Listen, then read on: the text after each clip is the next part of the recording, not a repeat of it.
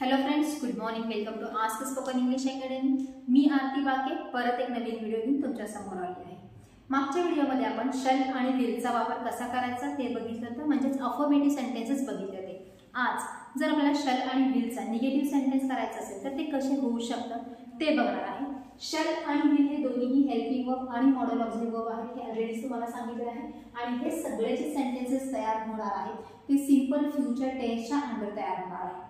जेव्हा आपण शल आणि विलच्या नंतर नॉट हा शब्द यूज करणार आहे तेव्हा त्याचा अर्थ होणार आहे करणार नाही. जसं मी येणार नाही, तो जाणार नाही, ती उडी मारणार नाही, आम्ही सगळेजण गावाला जाणार नाही, मी उद्या क्लासला येणार नाही. हे सगळे जे सेंटेन्सेस आपण डे टू डे लाईफमध्ये बोलत असतो ते कसे तयार होतात तर शल किंवा विल हे हेल्पिंग वर्ब सोबत नॉट हा आपल्याला शब्द यूज करायचा आहे, म्हणजे निगेटिव्ह सेंटेन्स तयार होणार आहे. आणि हे सगळे आहेत साध्या भूतकाळाची वाक्य.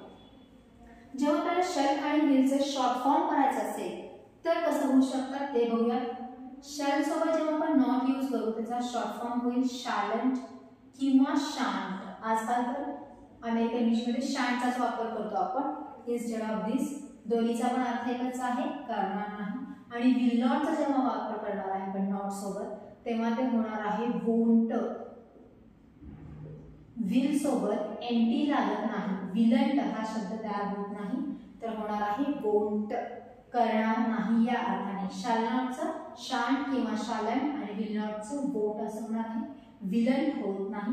As I already told you, I आणि विलच्या समोर आपण शल आणि विल दोन्ही यूज करू शकतो, पण आपण इथे शल यूज केलेला आहे ॲज अ ब्रिटिश इंग्लिश प्रमाणे. पण विलचं पण तोंडी बघूया. आय शल नॉट किंवा आय शांट मी करणार नाही, तेच आय वोंट मी करणार नाही, दोन्ही प्रकारे करू शकतो. आता हे एवढं सेंटेन्स होऊ शकत नाही, कंपल्सरी आपल्याला नॉटच्या नंतर यूज करायचं आहे मेन वर्ब. जसं मी येणार नाही असं जर म्हणायचं असेल तर आय विल नॉट कम किंवा I shall not come, I shan't come, I won't come, असे चारही प्रकारे आपण बोलू शकतो. म्हणजे प्रत्येक वेळेस जे हेल्पिंग वर्ब्स आहेत त्याच्यानंतर आपल्याला यूज करायचं आहे मेन वर्ब, म्हणजे तो सेंटेन्स काय होणार आहे कंप्लीट होणार. सो आय शांट कम मी येणार नाही या अर्थाने. कांट कम हा शब्द नसल्यामुळे इथं काय येणार येणार असणार, पण इथं आपण कोणतंही क्रियापद यूज केलं नाही त्यामुळे मी करणार नाही या अर्थाने होणार.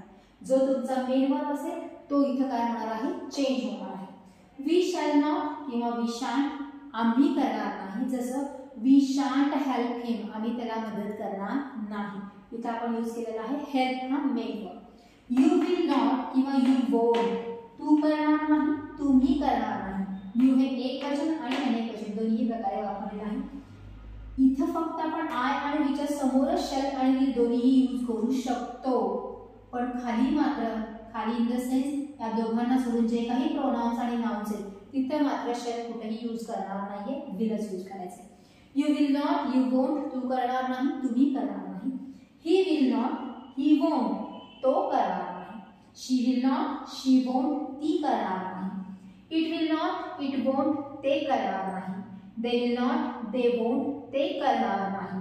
Again this these that those समोर आपल्याला एक चौकोन दिसणार आहे ज्याच्यामध्ये आपल्याला नाउन यूज करायचं आहे सिंग्युलर आणि plural. This dash dash will not किंवा दिस डॅश डॅश वोंट हे हा ही करणार नाही. जसं this girl won't come tomorrow ही मुलगी उद्या येणार नाही. This boy won't build the bungalow हा मुलगा बिल्डिंग बांधणार नाही. म्हणजे हा ही हे इथं काय होणार आहे चेंज होणार आहे. This dash dash will not किंवा दीज डॅश डॅश वोंट हे करणार नाही अनेक वचनी, जसं की these nurses will not take care of the patient at night. रात्री ह्या नर्सेस किंवा ही नर्स पेशंटचं देखभाल करणार नाही. That dash dash will not किंवा दॅट डॅश डॅश वोंट ते करणार नाही, इथं परत तुम्हाला सिंग्युलर नाउन म्हणायचं आहे. आणि those dash dash will not those dash dash won't ते करणार नाही. तुम्ही भविष्य काळामध्ये काय करणार नाही हे सांगत असताना आपल्याला शल विल सोबत नॉट हा शब्द यूज करायचा आहे आणि त्याच्यानंतर क्रियापदाचं फोर्स फॉर्म यूज करायचा आहे. हे झाले फक्त प्रोनाउन बद्दल. What about the nouns. Noun तुमचा एक वचनी असू दे किंवा अनेक वचनी असू दे, सगळ्यांसमोर आपल्याला यूज करायचं आहे विल किंवा विल नॉट जर निगेटिव्ह असेल तर जसं महेश विल नॉट किंवा महेश वोंट, महेश करणार नाही. मीना विल नॉट किंवा मीना वोंट, मीना करणार नाही. मेन विल नॉट किंवा मेन वोंट, पुरुष करणार नाही. स्टुडंट्स विल नॉट किंवा स्टुडंट्स वोंट, विद्यार्थी करणार नाही. कार्पेंटर्स विल नॉट किंवा कार्पेंटर्स वोंट, कार्पेंटर म्हणजे सुतार, सुतार करणार नाही.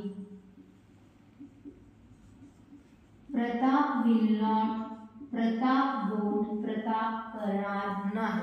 म्हणजे एकवचनी असू दे किंवा अनेक वचनी असू दे, त्या सगळ्यांसमोर आपल्याला विल यूज करायचा आहे. शल कुठेही आपण यूज करणार नाही. ॲज फर्स्ट पर्सन सिंग्युलर आणि फर्स्ट पर्सन प्लुरललाच आपण काय करणार आहे, म्हणजेच आय आणि च्या समोर शल यूज करणार आहे. बाकी सगळ्यांसमोर आपल्याला काय यूज करायचं आहे, विल हेच हेल्पिंग वर्ब यूज करायचं आहे.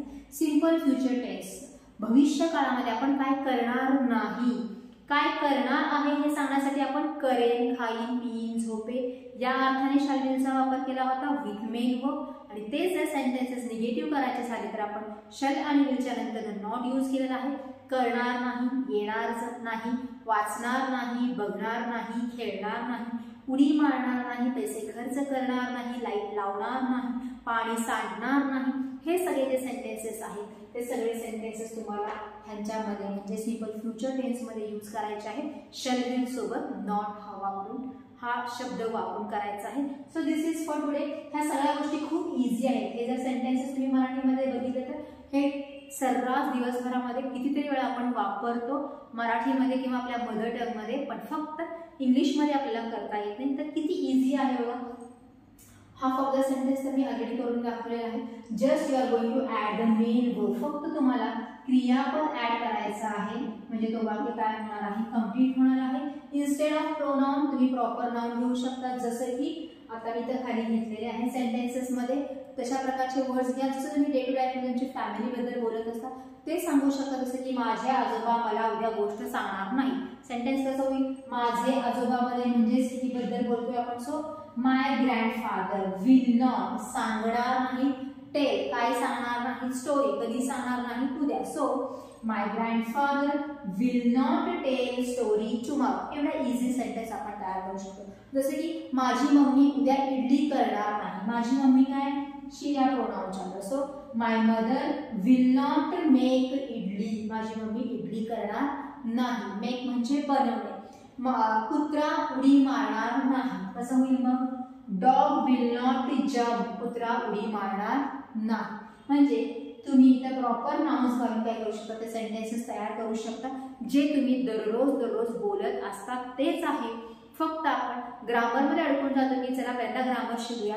विदाउट ग्रामर सुद्धा आपण करू शकतो, ग्रामरचाच भाग आहे. पण मी तुम्हाला तयार करून दिलेले आहेत काही शब्द.